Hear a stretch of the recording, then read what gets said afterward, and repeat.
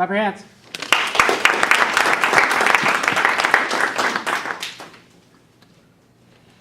Alright, now how many of you as students, as fellow students, love the fact that you're going to school to better yourself, to expand your knowledge, and to learn overall, but you guys have problems paying for it all.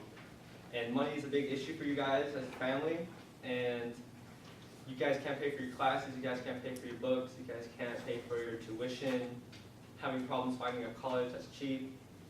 Well, I don't know about you guys, but I do, and personally I can't afford to pay for my books and etc. And this brings me to my topic of cutting school aid. And there currently student funds are being pushed back and are being cut to drastic measures, and I'm talking severe measures. I'm talking like seriously saying that it's cutting by millions and billions of dollars every single year. And yeah, this is student aid. And first and foremost, I'm going to go ahead and discuss the effects it has on our country as a whole and our lives as students. And then I'm going to talk about the solution that we can come up with to prevent this from continuing. So, one effect that this firstly is the teachers. And like, you know, we have an amazing teacher like Mr. Tiang Song here teaching us public speaking and communication. But, you know, teachers are being laid off left and right, and, you know, teachers are being pink slipped, and, you know, they have nothing else but to accept this and move on forward. And it's a big issue, and it's taking away our school budgets, and it's according to the Tribune Business News, October 28, 2010, the educational board for one particular high school in California is being cut by $1.7 million. And that's a lot of money. That's even for like public four-year universities, that's a lot of money to be cut down. And this also brings me to a question of whether or not, what do you guys think, should we cut teachers and lay off teachers according to their experience or according to their credentials? What I'm saying is that, you know, the more experience a teacher has, or should we base them on how much school credentials they had in the past? And I'll leave that one for you guys to decide. And to add more facts and statistics to this, and to broaden your knowledge of how severe this really is, according to the Tri-City Herald, October 28, 2010, California politicians have cut over $8 billion over the past 2 years, and that is enough money to like create like 3 states.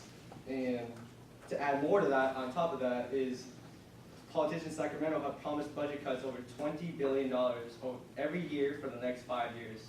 That's since 2007, so it's up to 2012. And those are drastic numbers.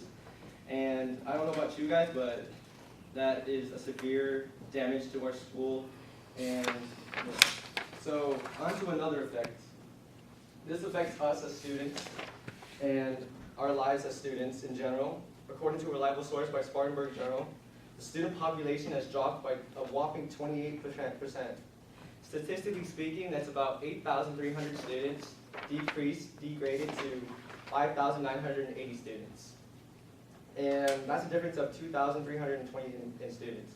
So a drop of 2,000 students, that is severe damage. And this has happened because, you know, families can't afford school anymore, and it's not going to get any cheaper. It's going to get more expensive, it's going to get more valuable, it's going to get more competitive, and that's just how it is, and we're going to have to face that.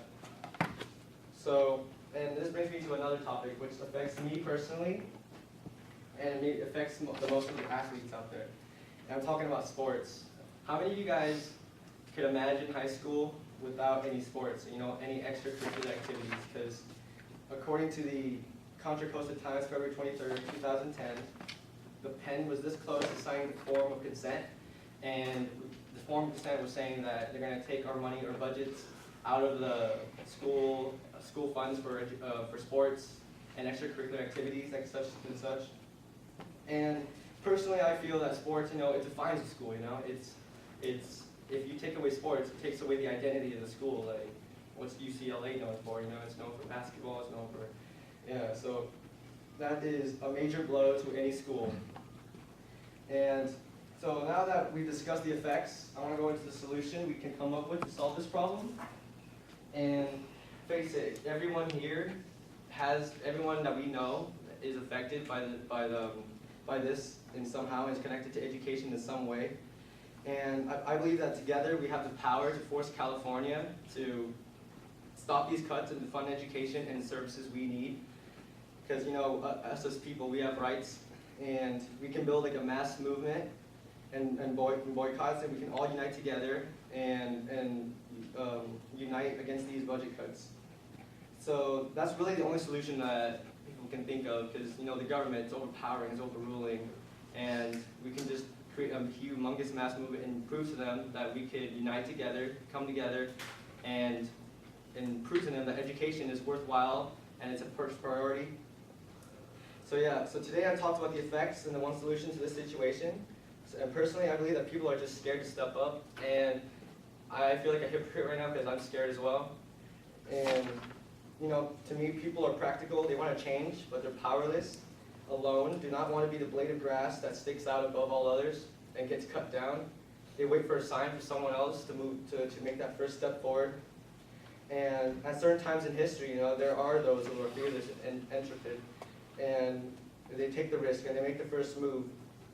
And others will follow quickly enough to prevent them being cut down. And if we come to understand this, then we could probably one of us could make the first move and you know, unite together and go against school budgets.